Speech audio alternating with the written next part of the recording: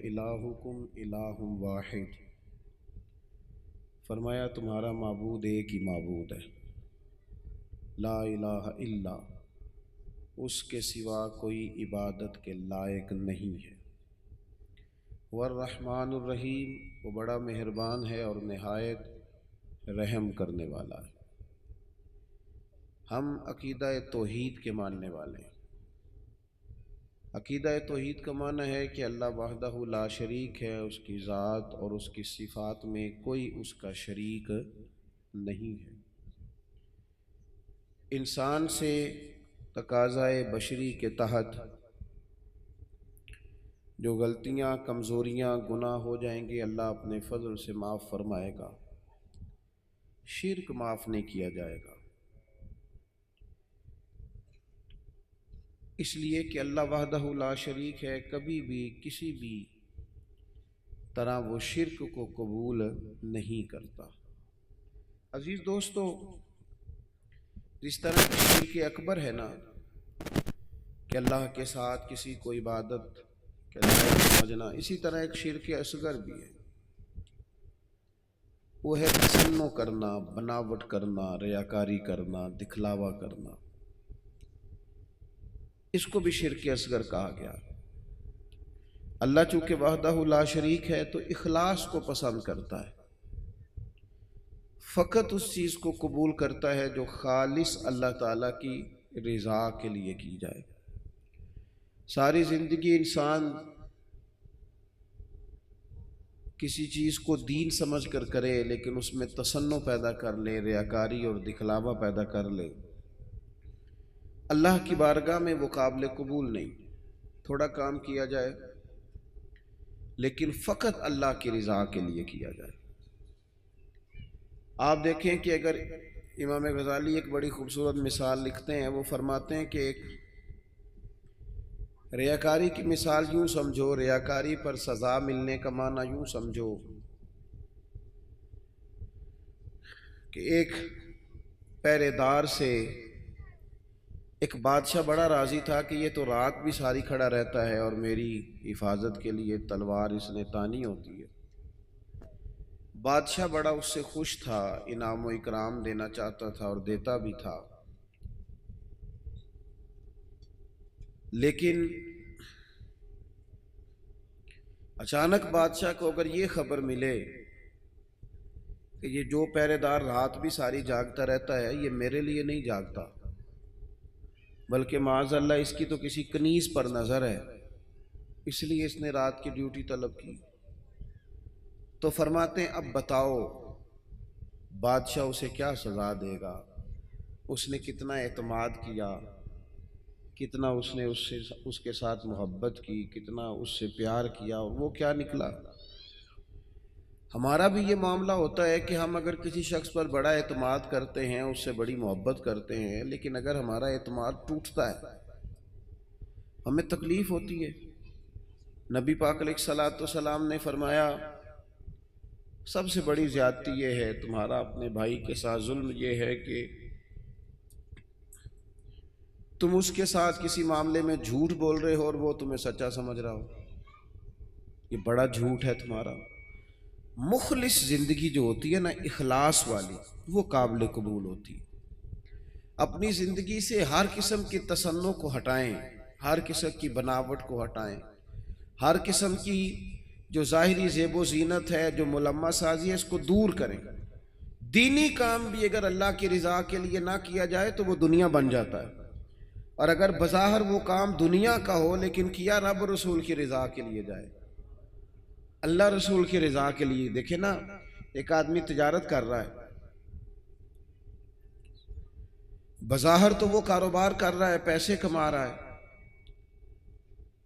بظاہر تو وہ کام کر رہا ہے جس کو عام مفہوم میں لوگ دنیا داری کرنا کہتے ہیں، لیکن حضور علیہ السلام نے فرمایا جو سچا تاجر ہوگا نا، سچا تاجر، اللہ قیامت کے دن اسے نبیوں کے ساتھ جگہ عطا فرمائے گا۔ وہ تجارت کر رہا ہے پر کر سچائی کے ساتھ رہا ہے، لوگوں کو صحیح چیز دے رہا ہے، تو اللہ تعالیٰ اسے کوئی اور رستہ نہیں ہے عورتوں کے گزرنے کی، گلی کوئی اور نہیں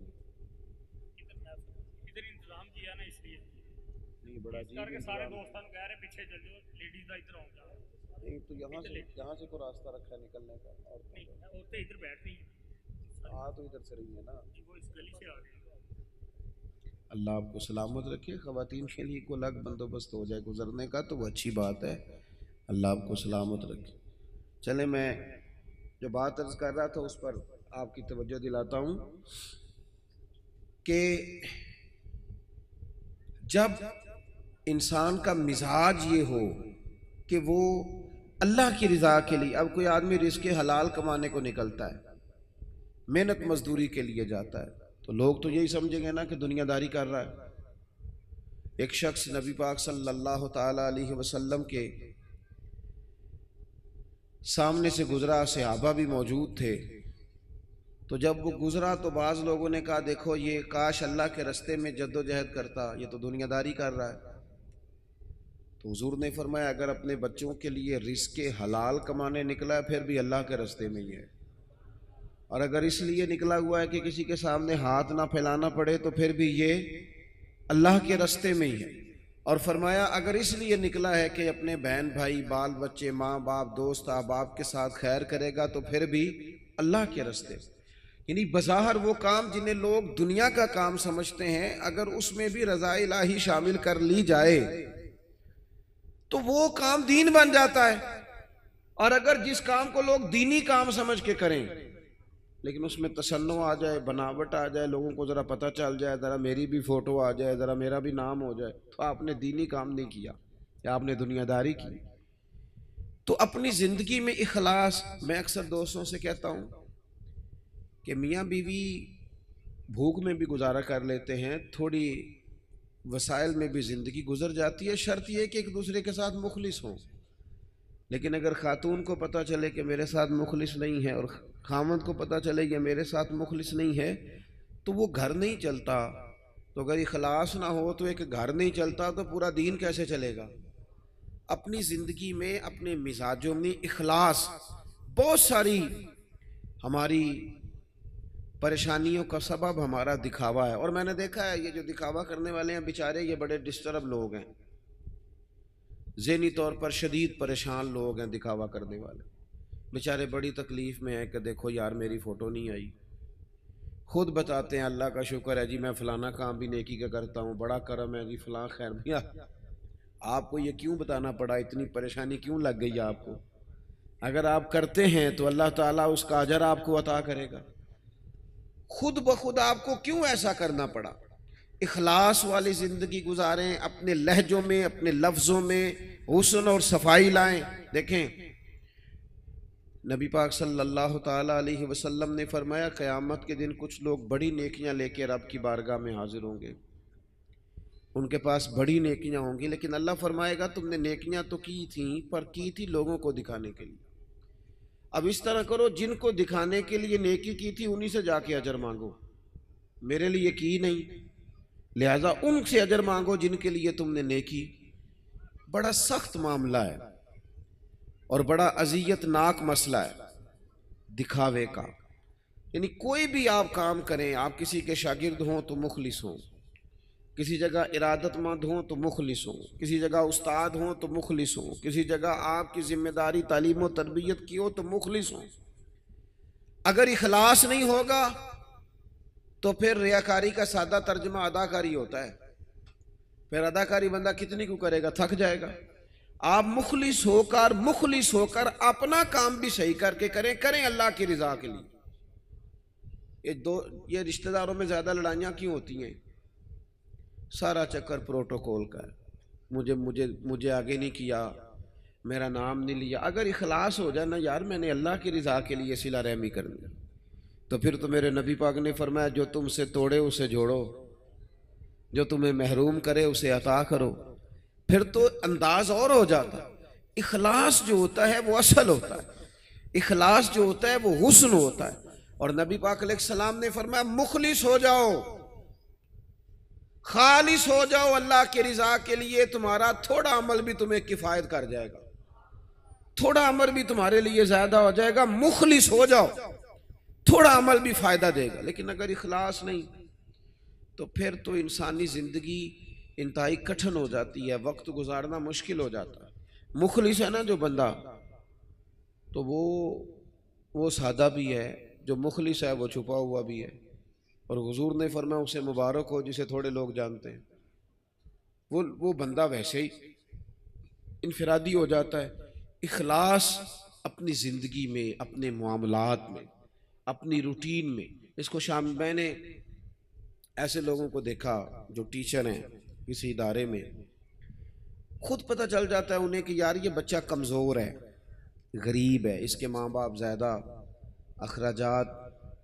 قبول نہیں کر سکتے، اٹھا نہیں سکتے، تو میں نے دیکھا ہے کہ وہ استاد سب اپنی جیب سے اس کا خرچہ دے رہے ہوتے ہیں۔ یہ اخلاص ہے۔ اگر مخلص ہو جائیں، منتظمین، معاونین، تو بہت سارے بچے جو تعلیم سے رہ جاتے ہیں وہ نہ رہیں، وہ پڑھ جائیں۔ ہم اگر مخلص ہو جائیں، اخلاص ہو جائے، تو ہم بہت سارے لوگ ایسے ہوتے ہیں جن کو ساتھ لے کے چل سکتے ہیں، ان کے کاروبار سیٹ کرنے میں مددگار ثابت ہو سکتے ہیں، لیکن وہ ہمارا تو خیال ہوتا ہے کہ کہیں ایسا نہ ہو کہ وہ بھی سیٹ ہو جائے تو میرے برابر نہ آ جائے۔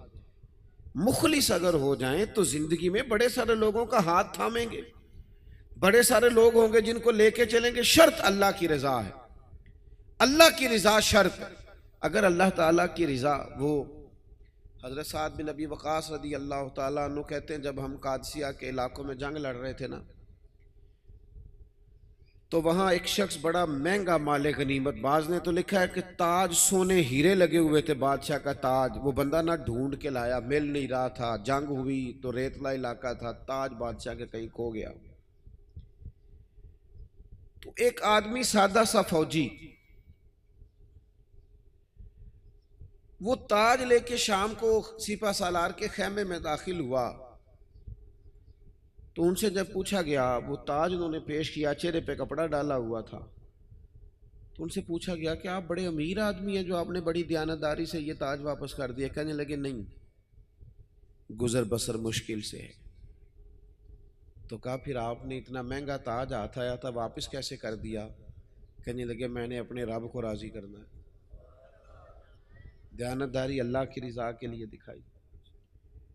اب وہ واپس جانے لگے تو ان کو آواز دے کے پوچھا گیا نام ہی بتاتے جائیں، قبیلہ ہی بتاتے جائیں۔ یہاں تو آپ کو پتہ ہے تصویریں بھی لگتی ہیں، اخبار بھی آتے ہیں، فیس بک بھی چلتی ہے، فلانے کو بھی پتہ چل جاتا ہے، بورڈ بھی لگتے ہیں، پھٹیاں بھی، یہاں تک کہ لوگ مسجد کی ٹائلوں پہ بھی نام لکھوا لیتے ہیں برائے صالح ثواب۔ وہ فرشتوں کو پتہ ہے کس کے لیے کیا ہے، پتہ ہے جس نے اجر دینے اسے، آپ کس حساب سے نام لکھوا رہے ہیں؟ پتہ ہے اللہ کو جس نے اجر دینا ہے اسے وہ جانتا ہے۔ تو ان کو آواز دے کے کہا گیا نام ہی بتا دے، تو وہ صحابی کہنے لگے جس رب اور رسول کے لیے میں نے یہ کام کیا ہے وہ میرا نام بھی جانتے ہیں، باپ کا نام بھی جانتے ہیں، قبیلہ بھی جانتے ہیں۔ اپنی زندگی اگر تھوڑی سی ان چیزوں سے باہر آ جائے گی تو تکلفات سے باہر آئے گی، زندگی سادہ ہو جائے گی۔ لوگ اذیت سے، یہاں تو جناب محفلوں میں لوگ پھول دینے لگتے ہیں، کہتے ٹھہر جاؤ ٹھہر جاؤ ٹھہر جاؤ، بھئی آپ گلدستہ دینے لگے دے دو، ٹھہرو ٹھہرو ٹھہرو، کیا ہو گیا؟ کہنے ذرا کیمرے سے دیو لیندے ہو، بھئی پھول پیش کرنے ہیں تو وہ بھی کیمرہ سیدھا کر لو اس کے بعد پیش کر لیں۔ اور کیمروں کی دنیا اور کیمرے کی آنکھ، اسی میں زندہ رہنا ہے کیا؟ زندگی تو باہر ہے، زندگی تو وہ ہے جو حقیقت میں ہے۔ اخلاص اپنی زندگی میں پیدا کریں، اپنے بہن بھائیوں کے ساتھ، اپنے گھر میں، اپنے دوست احباب کے ساتھ، اپنے دین کے ساتھ، اپنے ملک کے ساتھ، اپنی ملت کے ساتھ اخلاص پیدا کریں، مزاج خلوص والا ہو، للہیت والا ہو۔ ہم مسلمان ہیں، ہمیں یہ والا سبق نہیں پڑھایا گیا کہ دنیا میں کھا لو پی لو موج کر لو یہی ہے سارا کچھ۔ ہمیں تو کہا گیا ہے کہ تم یہاں کوئی خیر کرنے آئے ہو، اخلاص کے ساتھ رب کو راضی کرو، واپس لوٹنا ہے، اس کی بارگاہ کی طرف واپس جانا ہے، جزا سزا کا فیصلہ ہوگا۔ لہذا یہاں کوئی خیر کا کام کرنے آئے ہیں، یہاں طے شدہ بات ہے کہ کوئی پکا رہنے کے لیے نہیں آیا، سب نے لوٹنا، تو اپنے لوٹنے کی تیاری کرے، اس کے لیے شرط اخلاص ہے، اس کے لیے شرط مخلص ہونا ہے۔ بڑے سارے غریب لوگ ایسے ہیں جنہوں نے اب اپنے دکھ نہیں وہ بتاتے، انہوں نے چھوڑ دیے۔ بڑے سارے سفید پوش ایسے ہیں جو تکلیف میں آتے ہیں کسی سے بات نہیں کرتے، کیوں؟ انٹرویو بڑا لمبا دینا پڑتا ہے، کاغذات ہی بڑے دکھانے پڑتے ہیں، پوچھ ہی بہت گہری ہوتی ہے، تفصیلات ہی بڑی دینی پڑتی ہیں۔ حالانکہ رب نے جب ہمیں دیا تھا تو اتنی تفصیلات نہیں جانی تھی، پوچھی تھی، حکم نہیں دیا تھا، وہ تو خیر جانتا ہے سارا کچھ، لیکن اس نے اتنے سوال جواب جو جس ذریعے سے ہمیں دیے وہ ذریعہ اتنے سوال و جوابوں والا نہیں تھا۔ ہم جب لیتے ہیں تو پھر ماحول اور ہوتا ہے، اور جب دینا پڑتا ہے تو حالانکہ وہ کہتا ہے وَمِمَّا رَزَقْنَاهُمْ يُنْفِقُونَ، اس میں سے خرچ کر جو میں نے تجھے دیا ہے، دیا ہی میں نے، اب اس میں سے دے۔ تو ہمارے ہاں جناب بڑی لمبی، اب تو لوگ بتاتے نہیں، کہتے ہیں چپ کرو، عزت نفس کا مسئلہ ہے، اگر بات کریں گے تو بات کھل جائے گی، بات آگے نکل جائے گی۔ لیکن جو دینے والے تھے، جو عطا کر، حضرت عبداللہ ابن عمر رضی اللہ تعالیٰ عنہ، ان کا نا ایک غلام زیادہ عبادت کرنے لگ گیا، اللہ اللہ زیادہ کرتا تھا، نفل زیادہ پڑھتا، ذکر اذکار زیادہ کرتا، عبادت زیادہ کرتا، تلاوت زیادہ کرتا، درود پاک زیادہ پڑھتا۔ تو جناب عبداللہ ابن عمر نے اسے آزاد کر دیا، فرمایا اللہ کی حضور حاضر ہونا چاہتا ہے، ہم کیوں اسے پابند کریں، اسے آزاد کرتے ہیں، اسے آزاد کر دیا۔ ایک اور غلام نے سوچا کہ یار یہ تو بڑی بات ہے، اس نے بھی اللہ اللہ شروع کر دیا، حضرت عبداللہ ابن عمر نے اسے بھی آزاد کر دیا۔ اب وہ غلاموں نے کام پکڑ لیا، نفل پڑھتے، آپ اسے آزاد کر دیتے۔ ایک دن آپ کے بیٹے کہنے لگے بابا جان یہ آپ کو دھوکہ دیتے ہیں، بعد میں پتہ نہیں پانچوں بھی پڑھتے ہیں کہ نہیں، آپ کے سامنے یہ نفل پڑھتے ہیں، بڑے سجدے کرتے ہیں، آپ آزاد کر دیتے ہیں، آزادی کے بعد پتہ نہیں کیا کرتے ہوں گے، دھوکہ دیتے ہیں۔ حضرت عبداللہ ابن عمر نے بڑی ہی اعلیٰ بات کر دی، رب کے بندوں کی یہی شان ہوتی ہے۔ فرمانے لگے یہ مجھے رب کے نام پہ دھوکہ دیتے ہیں، میں تیار ہوں دھوکہ کھانے کے لیے، اس نام پر میں دھوکہ کھانے کو، یہاں لوگ بڑے بڑے ناموں پہ دھوکے نہیں کھاتے، تیرا پلاٹ مہنگا بیچ دوں گا، لوگ دھوکہ کھا نہیں جاتے، تو جمع کرا تیرے 100 کے 250 ہو جائیں گے، کھاتے نہیں، دولت کے نام پہ تو دھوکے کھاتے ہیں نا، لوگ اقتدار کے نام پر بھی تو دھوکے کھاتے ہیں نا۔ تو کہا اگر اللہ کا نام لے کر یہ مجھے دھوکہ دینا چاہتے ہیں تو میں دھوکہ کھانے کو تیار ہوں۔ اخلاص پیدا کرے زندگی کے اندر، للہیت پیدا۔ آپ اتنے سارے لوگ آئے ہیں، اگر ہم 50-60 لوگ بھی کسی ایک علاقے میں مخلص ہو جائے نا، اور ہمارا ذہن بن جائے کہ ہم نے اخلاص کے ساتھ اس علاقے کی خدمت کرنی ہے، علاقے کے مسائل کو دیکھنا ہے، آپ تو ماشاءاللہ بہت زیادہ ہیں، میں کہہ رہا ہوں 40-50 لوگ بھی ہوں تو وہ گلی سے گزر رہے ہوتے ہیں تو گاڑی جو ہے وہ کسی کھڈے میں لگتا ہے، ٹائر تو اس پہ تبصرہ ہوتا ہے، ساڑھی حکومت کوئی کام نہیں کر دی، ویکو کڈے کھڈے نے، حالانکہ وہ 10 منٹ کا کام ہے، گاڑی سائیڈ پہ کی جائے، ایک دھابڑا ایک کئی اسے پکڑا جائے اور کھڈے کو بند کر دیا جائے۔ اور وہ میں نے تو دیکھا ہے کہ جو 4 کروڑ روپے اپنے گھر پہ لگاتا ہے وہ 10 لاکھ روپیہ گلی پہ لگانے کو تیار ہی نہیں ہوتا، ساری گلی میں پانی کھڑا ہے۔ ہم ساری زندگی تبصروں میں وقت گزارتے ہیں، گفتگو میں وقت گزارتے ہیں، ہم نیک نظر آنا چاہتے ہیں، نیک بننا نہیں چاہتے، ہم چاہتے ہیں ہماری شہرت ہو جائے، ہم نیک لوگ ہیں، لیکن نیکی کرنی نہ پڑے، خیر والا کام ہے اسے کر گزرے اور اللہ کی رضا کے لیے کر گزرے۔ یہ مساجد کے باہر، مدارس کے باہر اکثر علماء کے نام لکھے ہوتے ہیں، بانی اور محتمم، چلو وہی ہوں گے، ہوتا بھی ہے ایسا،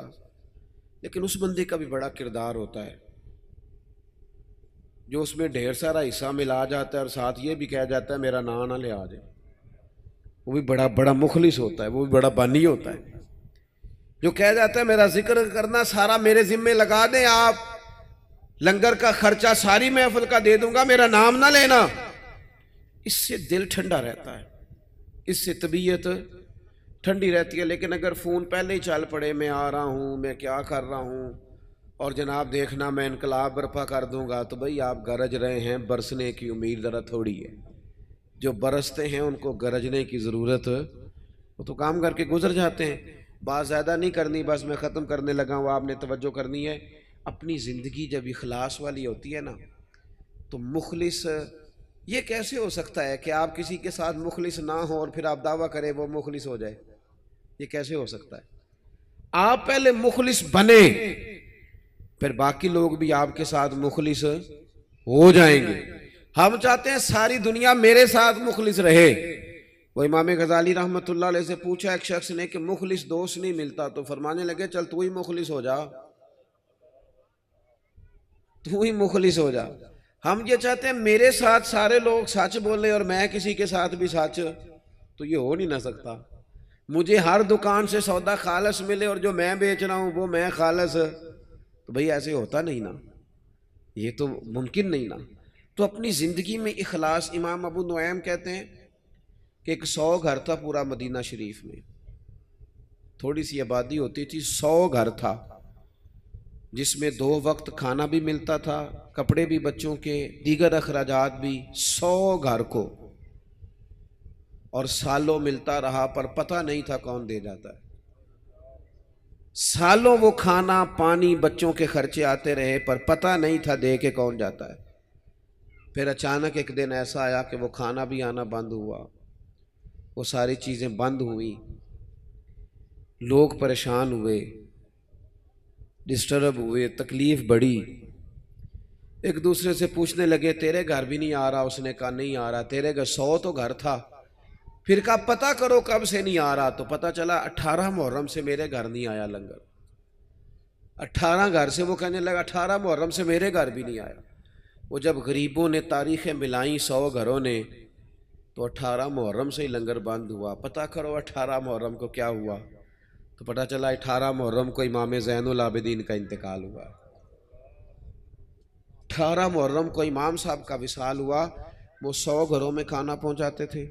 خرچہ اٹھاتے تھے، چہرے پہ کپڑا پہن کے رکھتے تھے، کوئی پوچھتا آپ کون ہے تو ناراض ہو جاتے تھے۔ انہوں نے خدمت کی اخلاص سے، لیکن پھر حالت یہ ہو گئی کہ لوگ ان کو جانتے تھے، یاد کرتے تھے، ان کے لیے روتے تھے۔ اپنی زندگی اخلاص والی کریں، اس میں للہیت پیدا کریں۔ آپ تھوڑا کام کریں لیکن ریاکاری سے، تصنع سے۔ میں تو دیکھتا ہوں، بڑی مہربانی کی بات سنیں، کیا مسئلہ ہو گیا، اطمینان سے سارے دوست تشریف، اللہ آپ کو لمبی زندگی صحت والی دے۔ میں تو دیکھتا ہوں لوگ اپنے والدین کو حج پہ بھیج کے لوگوں کو بتاتے ہیں میں نے بھیجا ابا جی کو حج پہ، تو ابا جی آپ کہتے بھائی جان آپ نے بھیجنا تھا۔ اب یہ بتانے کی کوئی ضرورت ہے؟ فلاں کے ساتھ میں نے نیکی کی، بھگی اگر آپ اتنے پریشان تھے تو پھر نہ کرتے۔ یہ چیزیں آزمائش میں ڈال دیتی ہیں، اپنے تکلیف میں آ جاتے ہیں، یار یہ نام لے رہا ہے۔ وہ ہمارے ایک جگہ ختم شریف تھا، تو میں ایک جگہ حاضر ہوا اصالہ ثواب کی تقریب میں، تو وہ کہنے لگے یہ آپ نے جب دعا مانگنی ہے نا ختم شریف پہ، تو یہ بھی بتانا ہے کہ 50,000 روپے ہم نے مسجد میں دیا ہے، اور یہ اتنا اتنا کچھ جو ہے وہ ہم نے اور بھی خدمات کی ہیں، یہ والد صاحب کے لیے نا ذرا بول دیجئے گا۔ تو میں نے انہیں کہا ٹھیک ہے، دعا مانگ دی، میں نے کہا جو پڑھا پڑھایا ہے۔ وہ بعد میں مجھ سے کہنے لگے آپ نے بتایا نہیں۔ میں کہا کنوں دسنا سارے؟ کہنے لگے وہ ذرا، میں نے کہا خدا کے بندے ابا جی کیا دے گئے آپ کو زندگی پوری میں؟ کہنے لگے بڑا کچھ۔ تو میں نے کہا انہوں نے بھی مسجد اعلان کرایا تھا کہ میں بچوں کو زمین دے کے جا رہا ہوں، گھر دے کے جا رہا ہوں، دکان اعلان کرایا تھا؟ کہنے لگے نہیں۔ تو میں نے کہا تو 50,000 دے کے اعلان کراتا پھرتا ہے، کیا مطلب چکر میں پڑ گئے؟ اس سے تو کوفت پیدا ہوتی ہے۔ اپنی زندگی اخلاص والی کرنی ہے، اس میں للہیت پیدا کرنی ہے، اور کوشش کریں کہ عمل ضرور کوئی نہ کوئی کریں۔ 3 باتیں میں نے آپ سے کرنی ہیں آخر میں، اور ان پر آپ نے عمل کرنا ہے، کریں گے انشاءاللہ تعالی۔ ایک تو کچھ نفل نماز گھر میں پڑھا کریں، یہ ضروری ہے گھر کے ماحول کو درست رکھنے کے لیے۔ 10 نفل، 8 نفل، 6 نفل، کچھ نہ کچھ نفل نماز گھر میں ضرور ادا کریں، اس سے گھر میں برکت بھی ہوگی۔ اور حضور نے فرمایا اپنے گھر کو قبرستان نہ بناؤ، کچھ نماز گھر میں بھی پڑھا کرو۔ دوسرا، کچھ قرآن مجید کی تلاوت گھر میں ضرور کرنی ہے، یہ اپنا ذوق بنائیں۔ بچوں کو بار بار کہنے سے نہ کہ قرآن پڑھو تو وہ کوئی نہیں پڑھتے، آپ کھول لیں انشاءاللہ وہ بھی پڑھیں گے، آپ پڑھیں وہ بھی پڑھیں گے۔ اور تیسری بات یہ کہ گھر میں نا میرے نبی پاک علیہ السلام کا ذکر ضرور کریں، روز حضور کی سیرت کی کوئی بات سنا دے، کوئی حدیث پاک سنا دے، کچھ نہ ہو سکے تو بچوں سے کہیں پتر کوئی نعت شریف تو سنا تھوڑی سی، اپنے بچوں سے اپنے گھر میں ذکر رسول کا مزاج بنائیں، اپنی طبیعت میں حضور کے تذکروں کو پیدا کریں ماحول میں. نتیجہ کیا ہوگا؟ اس کا نتیجہ یہ ہوگا کہ ہمارے گھروں میں راحت آئے گی، گھروں میں سکون ہوگا، گھر کے اندر للہیت پیدا ہوگی. گھر کے ماحول میں آپ دیکھیں گے کہ ایک الگ سے خوبصورتی پیدا ہو گئی ہے. اپنی زندگی میں بہت سارا اخلاص پیدا کریں، بہت ساری للہیت. کوئی بھی خیر کا کام کریں تو تصنع سے، بناوٹ سے، ریاکاری سے اپنے آپ کو بچائیں. میرے رسول پاک صلی اللہ علیہ وسلم نے لوگوں کو خالص کر دیا، اتنا خالص کر دیا، اتنا خالص کر دیا کہ مکے سے جب ہجرت کر کے لوگ مدینے آئے تو مدینے والوں نے آدھی جائیدادیں بانٹ کے دے دی. سگے بھائی کو نہیں دی جا سکتی. لوگ لڑائیاں کرتے ہیں، کارنر والی جگہ میری تو فلانی میری. انہوں نے کیوں دے دی؟ وہ مخلص بڑے تھے، ان میں للہ، اور انہیں دے کے تکلیف کوئی نہیں ہوئی، انہیں دے کے راحت ہوئی، انہیں سکون ملا، ان کے دل ٹھنڈے ہوئے. کیوں؟ کہ وہ مخلص تھے. اللہ کی بارگاہ میں دعا کرتا ہوں، کچھ دنوں سے طبیعت ٹھیک نہیں ہے، خیال تھا کہ وعدے کیے ہوئے ہیں تو یہ سارے پورے کر دیے جائیں، اس لیے کچھ بات آپ سے ہو گئی. اللہ تعالیٰ آپ کو بہت سا صلہ عطا کرے، اور بندوبست کرنے والوں، کوشش کرنے والوں کو اللہ بہتر جزا عطا کرے. وما علینا الا البلاغ المبین.